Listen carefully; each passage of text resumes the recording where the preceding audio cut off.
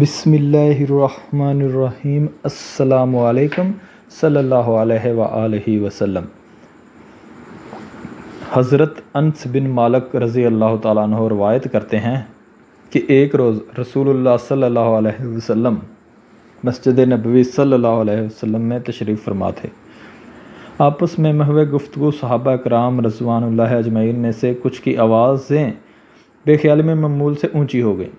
یہ سب انجانے میں ہوا، ورنہ صحابہ کرام تو حضور صلی اللہ علیہ وسلم کے ادب و احترام کا بہت خیال رکھتے تھے، لیکن رب ذوالجلال کو اپنے محبوب رسول کی موجودگی میں آواز کی یہ بے احتیاطی بھی پسند نہ آئی، اور جبرائیل امین علیہ السلام کا اللہ کا حکم لے کر حاضر ہو گئے۔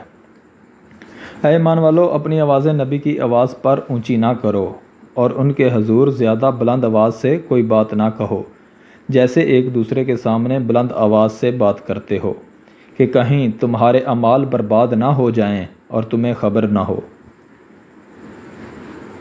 اس آیات کے نزول پر صحابہ کرام رضی اللہ تعالیٰ عنہ اللہ تعالیٰ کی ناراضگی کے خوف سے مزید محتاط ہو گئے۔ حضرت ثابت بن قیس رضی اللہ تعالیٰ عنہ کی آواز قدرتی طور پر بھاری تھی اور بلند بھی، چنانچہ انہوں نے خود کو گھر میں گوشہ نشین کر لیا اور باہر نکلنا بند کر دیا۔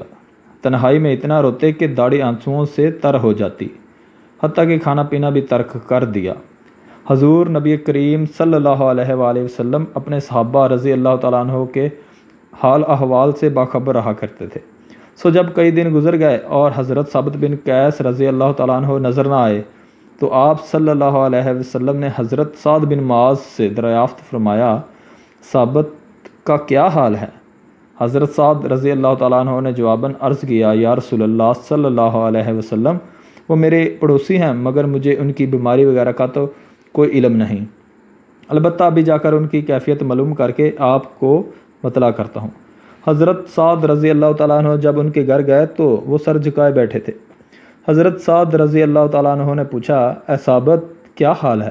اس پر انہوں نے جواب دیا، برا حال ہے، میری آواز سب سے بلند اور بھاری ہے، چنانچہ بعض اوقات غیر ارادی طور پر میری آواز رسول اللہ صلی اللہ علیہ وآلہ وسلم کی آواز سے بلند ہو جاتی تھی، لہٰذا اس آیات کے نزول کے بعد اب میرے سب اعمال ضائع ہو گئے اور اسی غم نے مجھے نڈال کر رکھا ہے۔ حضرت سعد رضی اللہ تعالیٰ عنہ نے واپس جا کر نبی کریم صلی اللہ علیہ وآلہ وسلم کو مطلع کیا تو آپ صلی اللہ علیہ وآلہ وسلم نے فرمایا، تم ان کے پاس جاؤ اور ان سے کہو کہ وہ جنتی ہیں۔ بخاری کی حدیث ہے۔